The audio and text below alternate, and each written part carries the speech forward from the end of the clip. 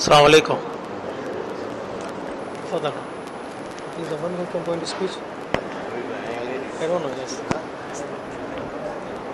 You can take this one. You can ask her. We are waiting for your speech, sir. I don't know.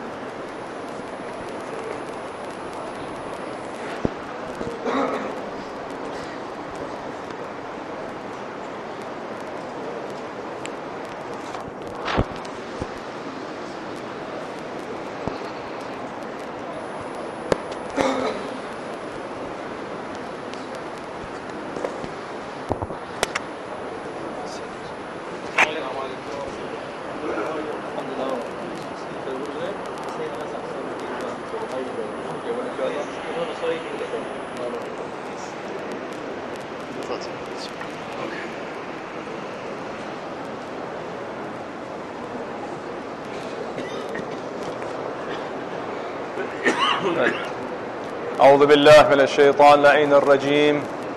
بسم الله الرحمن الرحيم. الحمد لله رب العالمين، وصلى الله على محمد وآل بيته الطيبين الطاهرين. اللهم صل على محمد. واللعن دائمة على أعدائهم أجمعين من الآن إلى قيام يوم الدين. Dear brothers and sisters, mu'mineen and mu'minat, assalamu alaikum wa rahmatullahi wa barakatuh.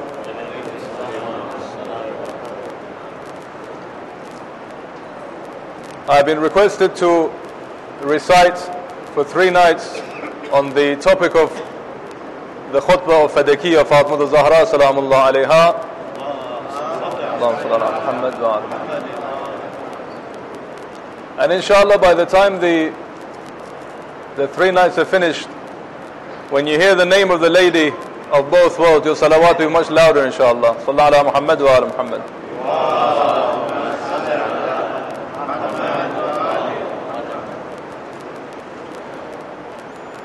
At the beginning of the khutbah of Fatima al-Zahra salamullah alayha, we hear that she begins about introducing herself. She begins the khutbah with saying that I am the daughter of the Prophet, peace be upon him, the one that was chosen before he was created.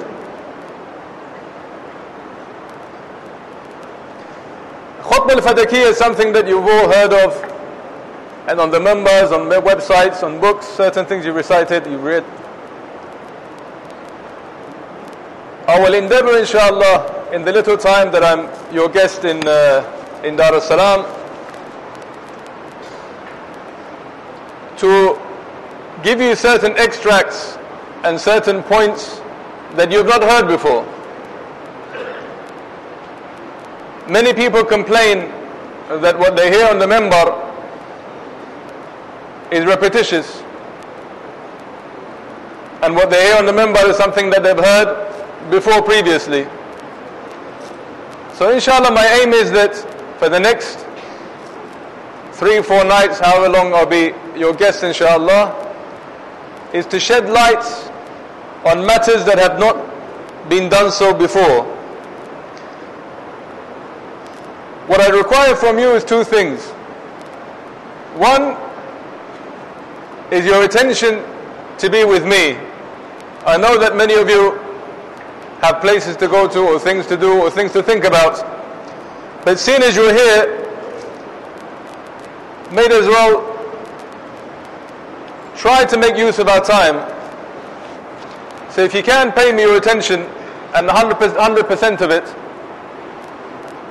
And the second thing is that we want to begin this discussion, and afterwards question and answers inshallah, with the barakat of this lady of both worlds. So I request all of you to recite the salawat as loud as possible. Allahumma salli ala Muhammad wa ali Muhammad. So this lady begins with introducing herself as the daughter of the man who was chosen before he was created. Have you looked at the narrations or the ideology of Islam about how we were created, and whether this was the first creation or there was a creation before. If you have looked into it, you will see that there's a creation before this creation. Every one of you that is set in front of me now that believe in the wilayah of Amir al-Mu'mineen Ali ibn Abi Talib alayhi salatu wassalam,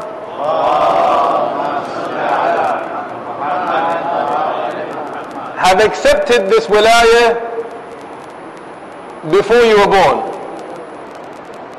Alam al-Dhar is a world that existed before this. In some hadith it's called Alam al-Anwar, the world of light. In this world, Allah subhanahu wa ta'ala created the nur of humans. If you recite the narrations and you look up the books of narrations of Ahlul Bayt alayhi salatu wassalam, or even the Holy Quran, you will see in the Holy Quran that Allah says He has taken a mithaq, an oath from you. أَلَسْتُ رَبُّكُمْ قَالُوا بَلَى. This is the Holy Quran talking to you. We asked you before you were created that am I not your Lord? And you all replied, yes I am, or yes you are. قَالُوا بَلَى. In the narrations as well we have the same, that Allah subhanahu wa ta'ala created every human and their nur before they created their body and soul. So up to now we have three parts. If you want to learn new things, you're going to have to engage with me a bit more. So maybe this is going to be requiring your full attention, unlike the other majalis you've heard. So you have Alam al-Dhar, which is Nur. You have your souls that will stay on after your bodies are gone, and you have your physical bodies. Yes? So the physical body we have at the moment, within this physical body is a soul. Before that soul was created, there was Alam al-Nur. Before that Alam al-Nur were created, the Ahlul Bayt alayhim salatu wassalam were created, the Nur of Ahlul Bayt were created. Because of the Nur of Ahlul Bayt alayhim salatu wassalam, the Nur of all humans were created. The existence of earth, the existence of the stars, the galaxies that we see around us, is because of the nur that Allah subhanahu wa ta'ala created thousands of years before the nur of me and you. In it was the nur of Fatima Zahra salamullah alayha.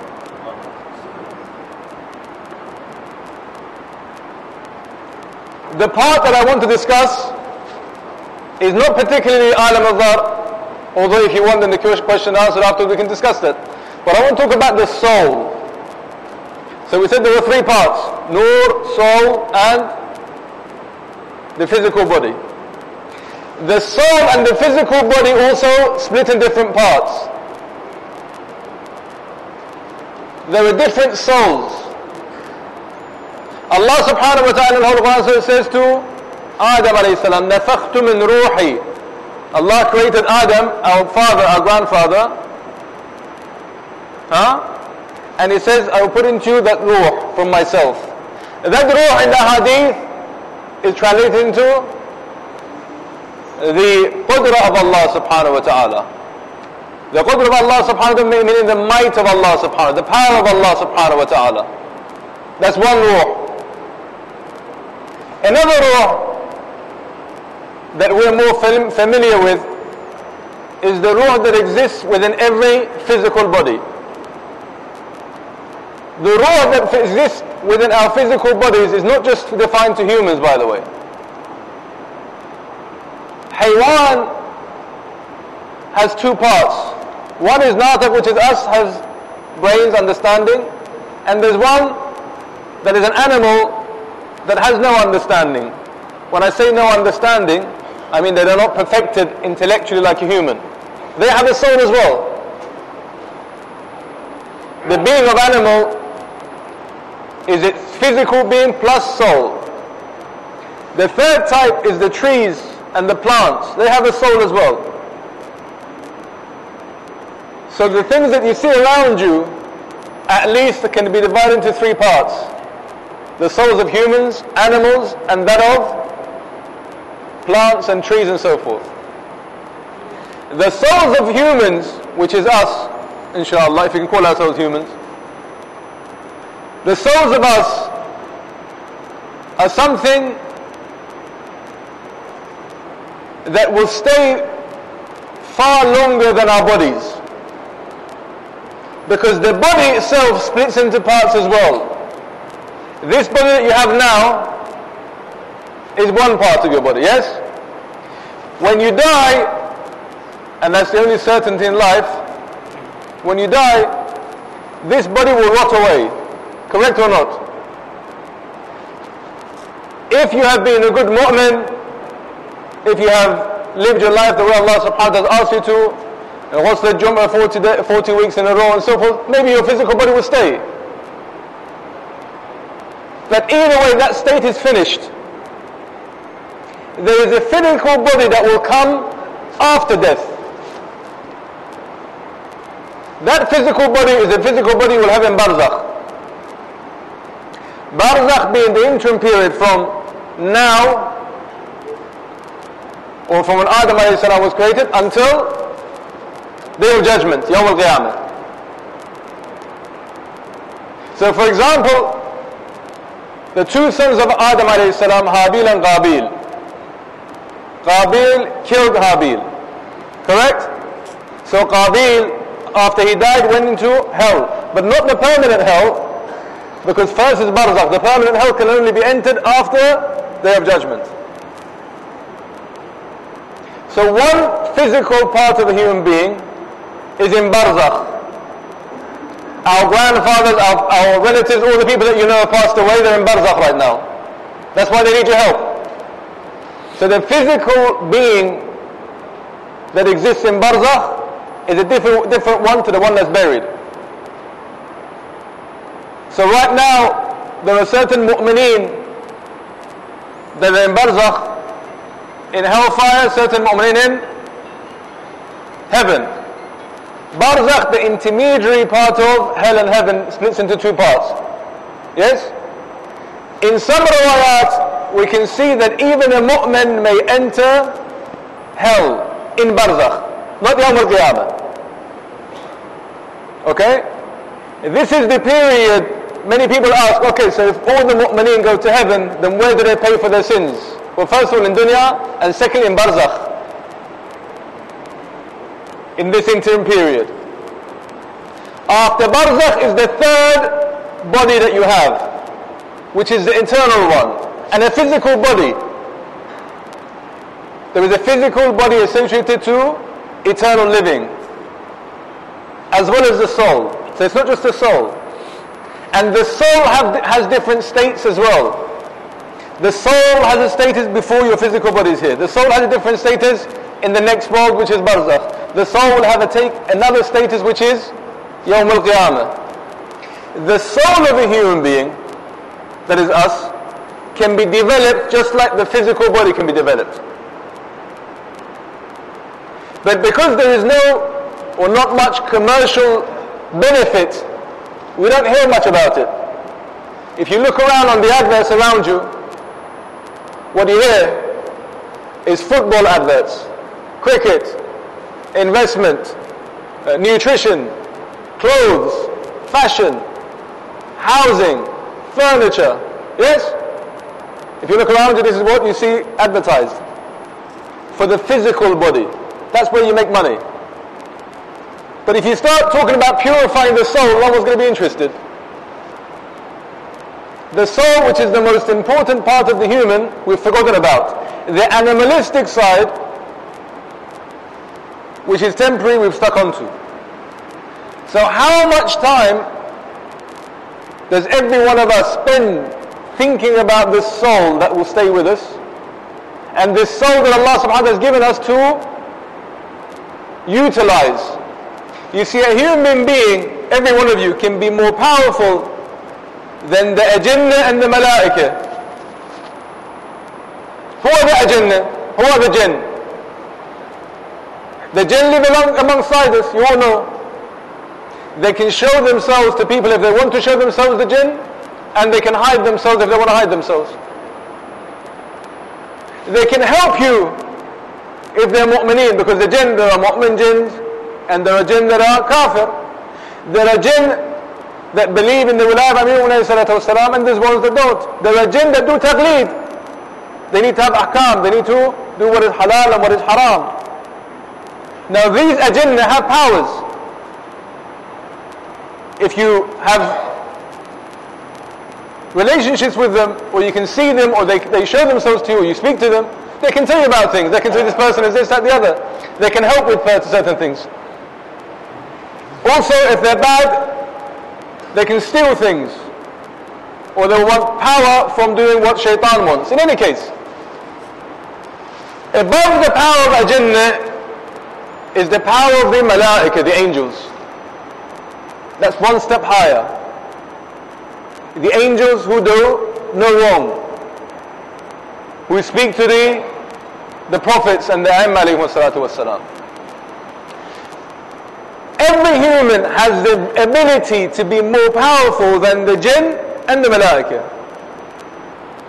So all those stories you've heard of what the jinn can do, all the stories that you've heard what black magic can do, all the stories that you heard about what powerful people can do, a human can become far more powerful all those put together if it concentrates on the soul.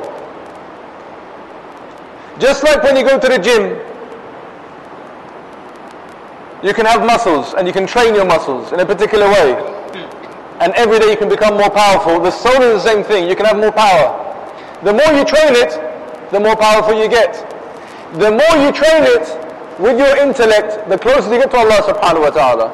The closer you get to Allah subhanahu wa ta'ala, the less powerful shaitan becomes, and the less colourful dunya becomes.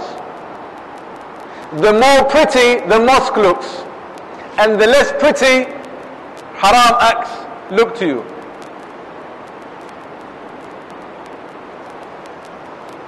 Something that's happened in the last few hundred years, there are many people here that are far older than me, they can remember, was our children memorizing things like Khutbah of Nahj al-Balagh of Amir alayhi salatu wasalam, or Khutbah al-Fadakiya, or many surahs from the Holy Quran they used to know off by heart, they used to memorize, correct or not?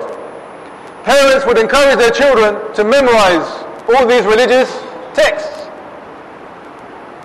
but no more. People want their children to be football players now, or learn how to play the piano or the guitar. Because what is popular and what makes you be accepted by society is to put to the side the soul and concentrate on this body. And which body? Not the body that you're going to take with you, not the body that's going to be in Barzakh or Yawm al-Qiyamah, but just the body that's in this world, this 70, 80 years, whatever it is. This feeble body, as soon as you get a cold, you don't know how to treat it. Huh? So Fatima Zahra Salamullah alayha is speaking first about ideology, about aqaid. She's explaining to us who she is. The daughter of the Prophet explaining to us who she is, but not on a physical sense, on a spiritual sense. Look at the Holy Quran. You open the Holy Quran, the first surah that becomes to you what? Surah Al-Baqarah. The first thing it says to you, this book is guidance for who? For those who believe in ghaib. يُؤْمِنُونَ بِالْغَيْبِ. If you don't believe in the unseen, then you're in the wrong place. If you don't believe in the unseen, and all you believe is the physical things that you see in front of you, there's no difference between you and the animals. Allah has given us intellect for a reason. So we can use that intellect to be above, rise above the animals. If we're going to be the same level as them or lower than animals, then what is the use of intellect? Fatima Zahra Salamullah starts her khutbah in this sense. And there is a reason behind it. You see, not only she and her father and her husband are the reason for creation, and for when I say they are the reason for creation, I can bring many ahadith. One hadith that alhamdulillah is recited in this community quite often is hadith al-kisa. The other day someone asked me, what is the authenticity of the narration of hadith al-kisa? This is something new, by the way. Everyone that has read a third of a chapter of a book, or maybe a half lecture, they talk about authenticity of texts. What is the authenticity from the other? They've listened to 2 lectures, so what is the authenticity of al-ashwara? Allama al-Amin rahimahullah, one of the greatest scholars of Shia Islam, may Allah bless his soul, in his book of Fatima al-Zahra, recites no less than 300 sources of narrations from the Ahlul Sunnah proving the correctness of the authenticity of Hadith al-Kisa. 300 sources from Ahlul Sunnah, not Shia. It's there. The book is called Fatima al-Zahra, Allama Amin. Anyone can go and see it. 300 sources, 300 ways. In the Hadith al-Kisa, you can clearly see that everything that you see around you exists and moves because of Fatima al-Zahra salamullah alayha. And the Ahlul Bayt, obviously. Allah subhanahu wa ta'ala created the nur of Fatima al-Zahra and the Prophet, and we're like a triangle. Everything comes from that triangle. Every khair, everything that is good comes from that. The aspect that is unseen about Fadak is this, that because our minds are geared towards dunya and physical activities, we see Fadak as land, as dunya. Unfortunately, there isn't many youth here. If there was, I would ask them, when you hear Fadak, what is the first thing that comes to your mind? They will say, what would you say if I said Fadak? You would say the inheritance of Fatima al-Zahra, no? Put up your hands if you would say the inheritance of Fatima al-Zahra. Go on. How many people say the inheritance of Fatima al-Zahra? Any more? All wrong. Fadak is not the inheritance of Fatima al-Zahra. It was a gift given to Fatima al-Zahra at the time of the Prophet. In the Khutbah al-Fadakiya is there. In ahadith is there. In the ahadith al-amma is there. Because Fadak wasn't something that was passed to Fatima al-Zahra as a way of inheritance, but it was given to her as a gift at the time of the life of the Prophet sallallahu alaihi wasallam.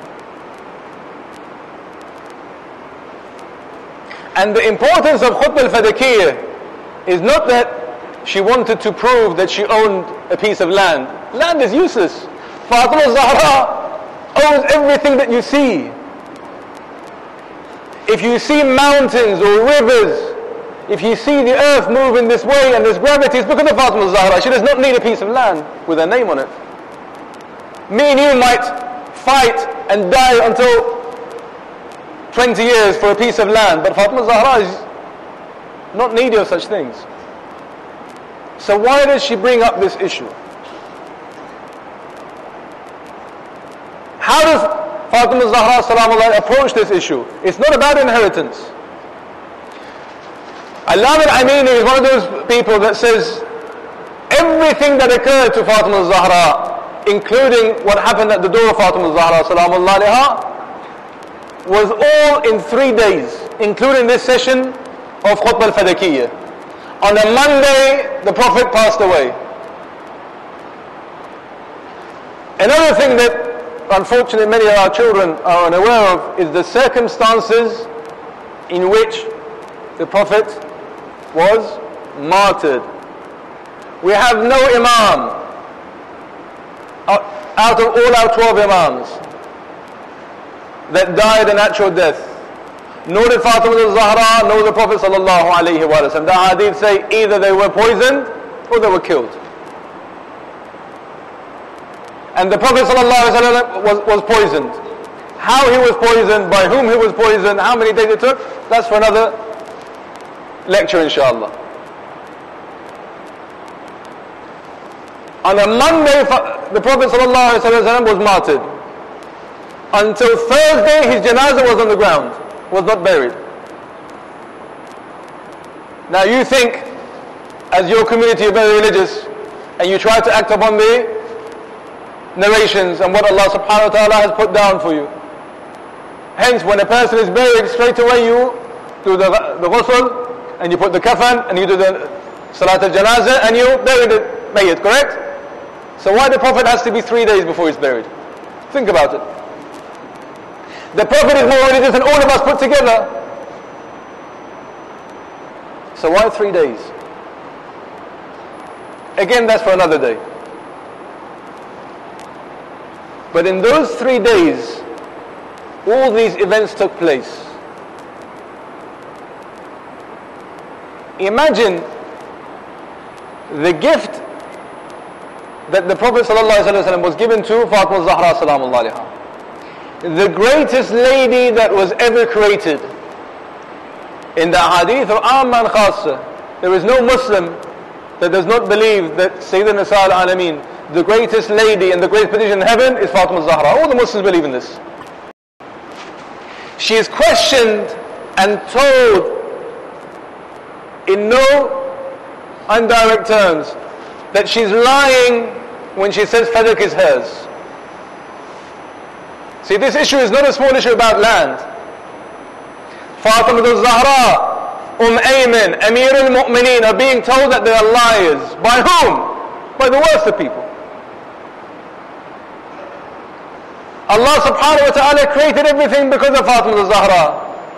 And she's being told that she's lying purely for defending on her right.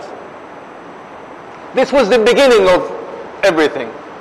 This was the beginning of Saqifa. This was the beginning of taking Amir al-Mu'mineen and pulling him by a rope on his neck on the streets. This was the beginning of burning down the door of Fatima al-Zahra salamullah alayha. So you have to understand what sort of political situation you're in. That the Prophet is still not buried and his daughter is attacked on the street. Because these people are savages. All they see is power of dunya. They're drunk with dunya and with the seat of power. All they can see is money. All they can see is wealth. All they can see is what? Having territory under their control. And unfortunately, some of us, when shaitan goes into us, we become that. We forget our souls. We forget why we're here. We forget the role models of Ahlul Bayt alayhi salatu wassalam. And we push everything that's right to the side. And shaitan takes over.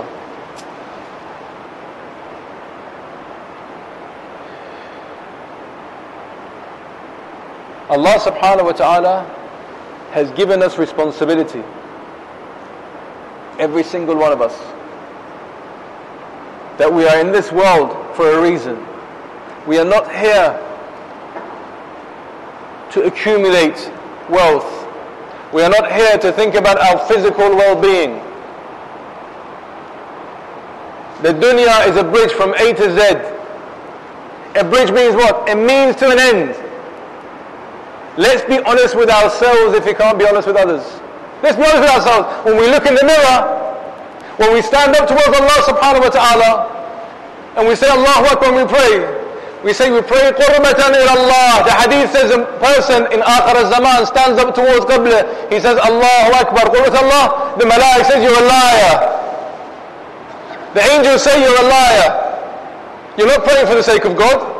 You're not doing it to get close to Allah subhanahu wa ta'ala. You yourself know it. Your heart is facing the other way.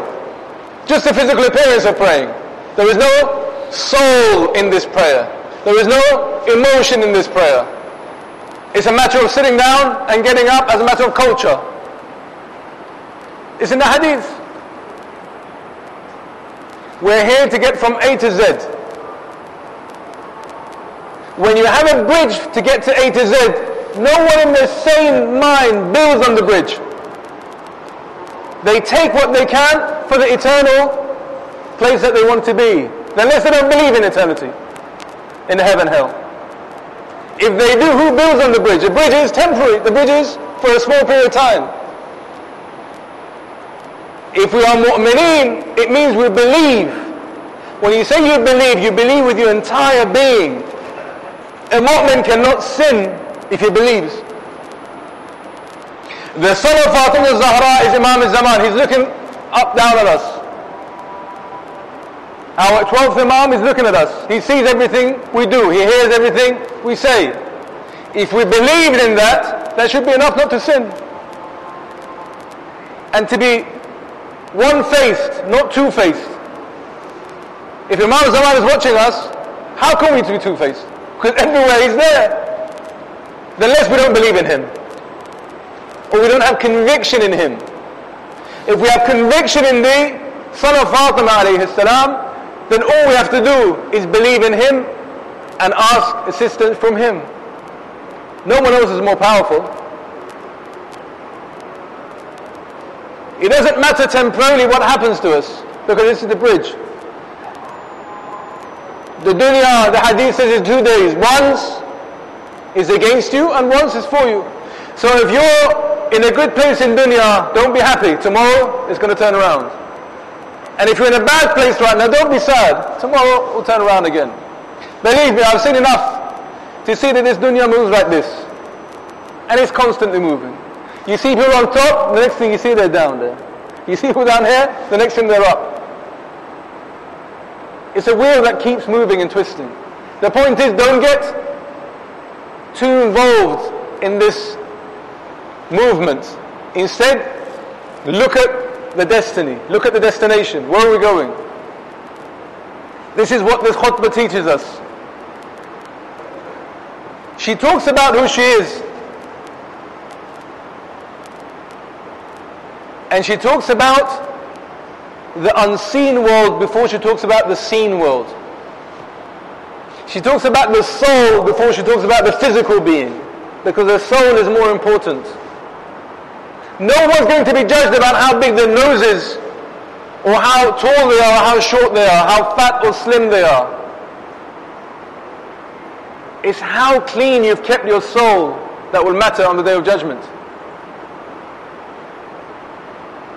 This body that was given as an amana to you, to take you through this journey of this bridge, is only that. And on the Day of Judgment, Allah will not ask us why you were tall or you're thin, or what you ate and how you ate. But instead, how did you treat it? If Allah gave you a hand, did you help the one that needed your hand? If Allah gave you strength, did you help the one that has no strength? If Allah gave you health, did you pray? Allah created you to become closer to Allah subhanahu wa ta'ala, to be a servant, to serve Allah subhanahu wa ta'ala. We call ourselves Abdullah, the servant of Allah. Yet we don't act like servants. We act like we are the rulers, we are the kings. If we are servants, then we should obey every order that comes from the top, without question. That's what you call Muslims. Muslim means this.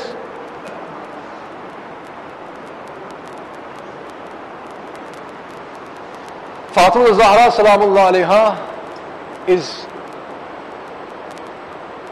one of the ladies that if we look into her life, we find out what Iman means.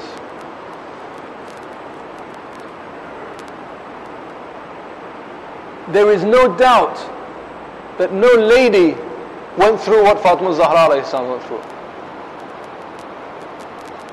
The trials and tribulations that Fatima al-Zahra went through, nobody else went through.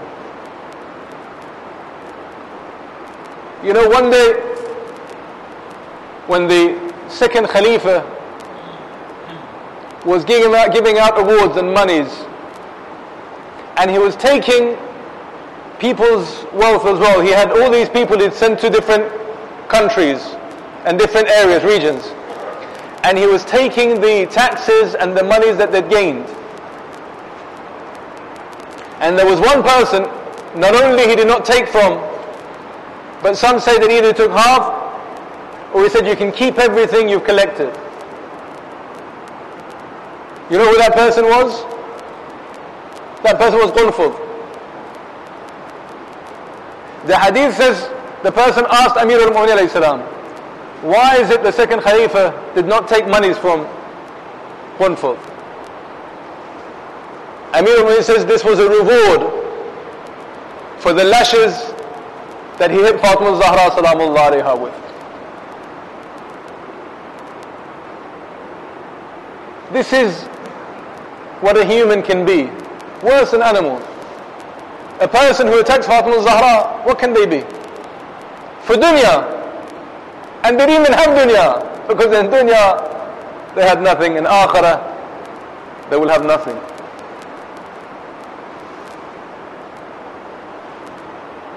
What we would take from us, inshallah, if we are alive for the next few nights, is a better understanding of Fatima al-Zahra.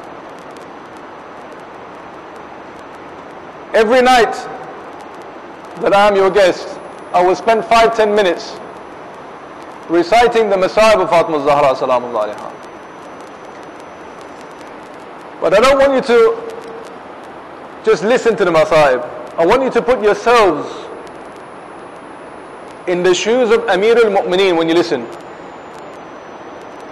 All of you are men sitting in front of me. Every man wants to protect his wife, has a duty to protect his wife, his mother, his daughter, correct? Imagine if Allah has asked you to stay down and bound your hands.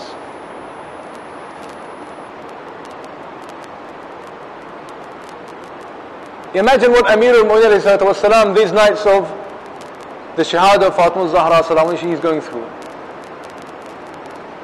Amir al-Mu'minin is Fatah al-Khaybar. One-handedly, he took the Bab al-Khaybar. This is the strength of Amir al-Mu'minin. He was a man that worked with his bare hands to earn a living, to earn his own halal bread. He was a powerful man, physically, soulfully. There was a few places this powerful man fell on his face unconscious. One of the places was when Jibreel came to him and the Prophet was there, and he was told what will happen to Fatima al-Zahra salamullah alayha when they will become behind the door of Fatima, and that he must have patience and he must not raise his sword. When he heard what would happen to Fatima al-Zahra salamullah alayha, the hadith say that Amir al-Mu'minin fell unconscious on his face. Can you imagine? Can you imagine what he must have felt for this powerful man to fall down unconscious? The last night of the life of Fatima al-Zahra salamullah alayha, she knows when she's dying. The hadith says, she says to Asma and she says to Fadla, tonight I will do everything. You don't need to do anything. And she calls Zainab salamullah alayha. She takes Zainab to wash her. She washes Zainab's hair and she combs Zainab's hair and she cleans her body. And then she asks for Hassan alayhi salam. She cleans Hassan. And then she asks for Hussein and she does the same to Hussein. She cleans every single one of her children. She cleans her own body and she puts on clothes. And she tells Asma and Fadla that Amir al-Mu'minin should not remove these clothes when washing her body, so that he would not see the damage that has been done to her body when doing the ghusl al-mayyit. After she has washed herself and her children, she gets them ready, and then she asks the children to go to their father, to the mosque, and she asks the girls to go to their cousin's house, and then she takes her own room and sleeps on the floor. The hadith says that the face of Fatima alayhi salam was so bruised that when she put her head down, she could not rest her head on the pillow. So she put her hand there next to her head.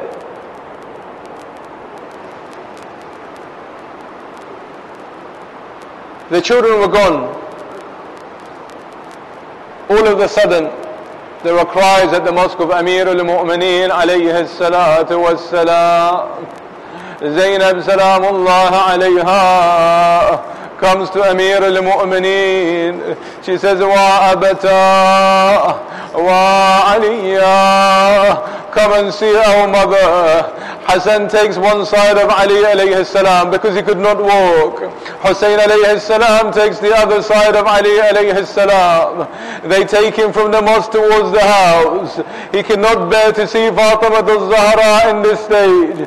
When he sees Fatima al-Zahra, he puts his ammama on the floor. He puts his head against the wall and says, Ya Allah, inna lillah wa inna ilayhi raji'un.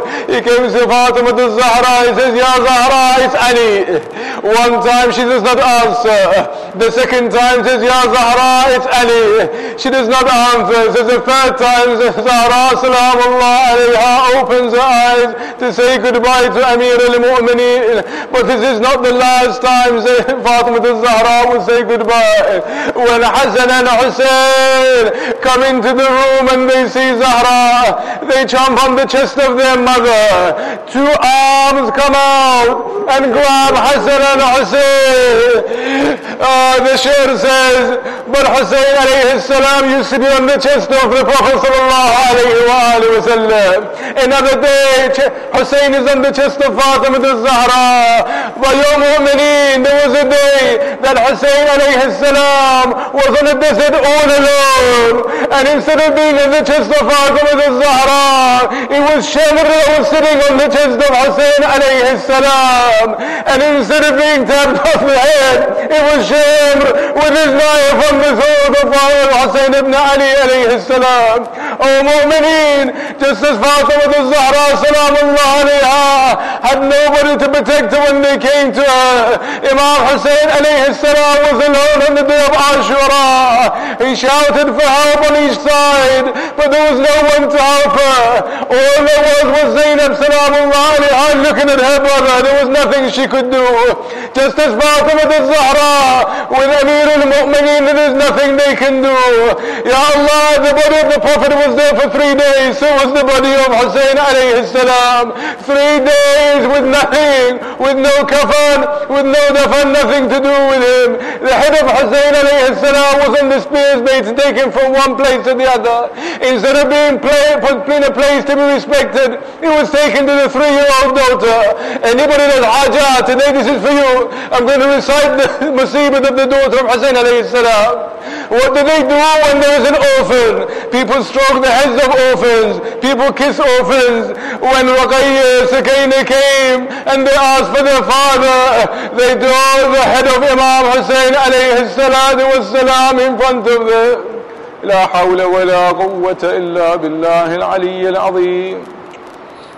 إنا لله وإنا إليه راجعون. لا حول ولا قوة إلا بالله. اللهم صل على محمد وآل محمد. اللهم عجل لوليك الفرج يا الله. Ya Allah, hasten the appearance of our Imam inshaAllah. اللهم عجل لوليك الفرج. اللهم عجل لوليك الفرج. اللهم اشفي كل مريض. Ya Allah, all the sick people have asked for prayers. Give them health on this particular night, Ya Allah. Ya Allah, allow our children, our grandchildren to be in the path of Ahlul Bayt alayhim salatu wassalam, inshaAllah. Allahumma thabbit qulubana ala dinik. Ya Allah, allow us to be on the straightened path, on the Sirat al-Mustaqim, until the time you take our lives. Ya Allah, do not let us to be taken in the wrong path of shaitan. Ya Allah, Ya Arhamar Rahimin, allow Fatima al-Zahra and the soul of Fatima al-Zahra to be pleased with us and happy with us. Ya Allah, allow our 12th Imam, Imam al-Zaman Ajat Arab al-Sharif, to be happy with our deeds and our actions, inshaAllah. Ya Allah, allow our death to be the happiest day of our lives, inshaAllah. Ya Allah, forgive all our sins, however great and small they may be. because of Fatima al-Zahra salamullah alayha. We'll finish with dua of faraj. Allahumma salli ala Muhammad wa ali Muhammad. Allahumma kun li waliyyika al-Hujjat ibn al-Hasan صلواتك عليه وعلى آبائه في هذه الساعة وفي كل الساعة وليا وحافظا وقائدا وناصرا ودليلا وعينا حتى تسكنه أرضك طوعا وتمتعه فيها طويلا برحمتك يا أرحم الراحمين. وصلى الله على محمد وآل بيته الطيبين الطاهرين. صلوات على محمد وآل محمد. If any of the brothers have any questions that they would like to ask, I think after the lectures, no? I think after the lectures there's a question answer period. I'll be more than happy to inshallah assist if possible.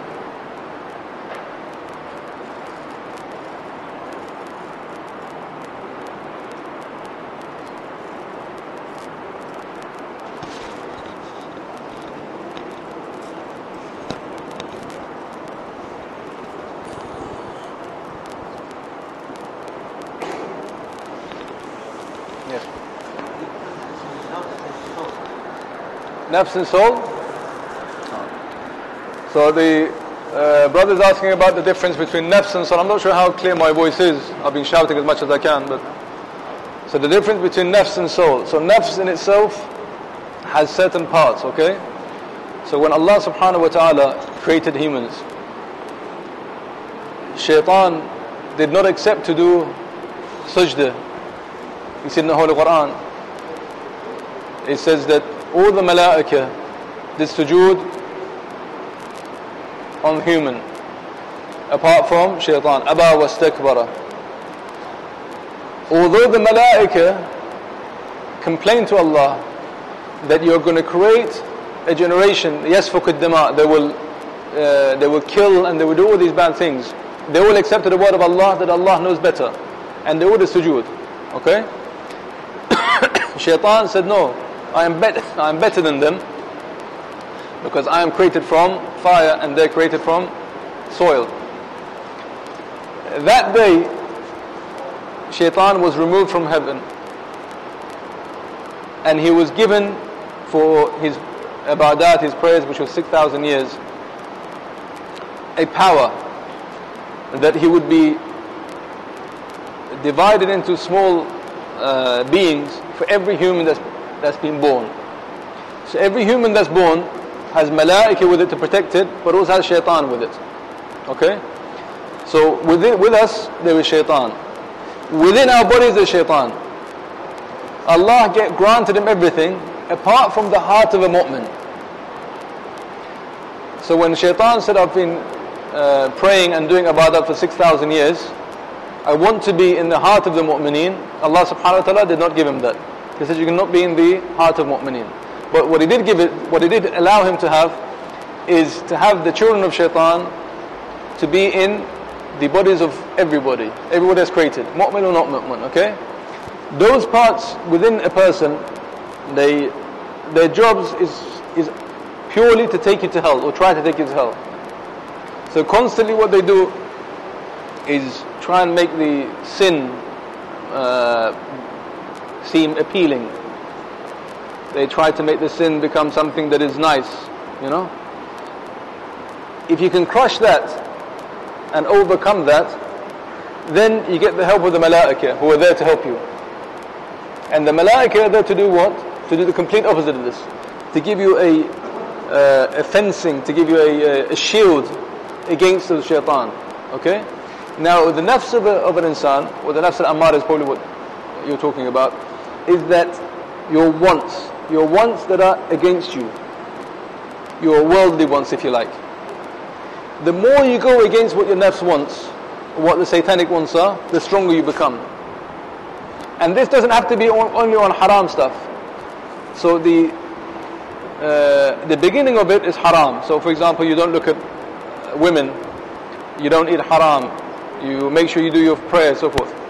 Slowly, anything that's enjoyable, if you can remove it, you get certain powers.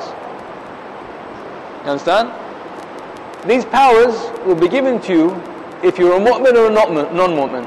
So you see, for example, in India, and even in Africa, there are people that have certain powers, but it's from shaitan.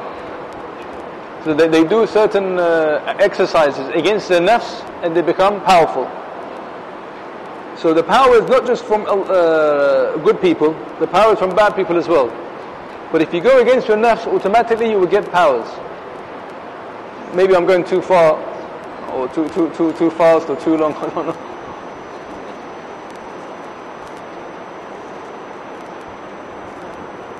Anyone else? Okay, so inshallah we'll see you after a few days. Pray for us inshallah. رحم الله من يقرأ الفاتحة تسبق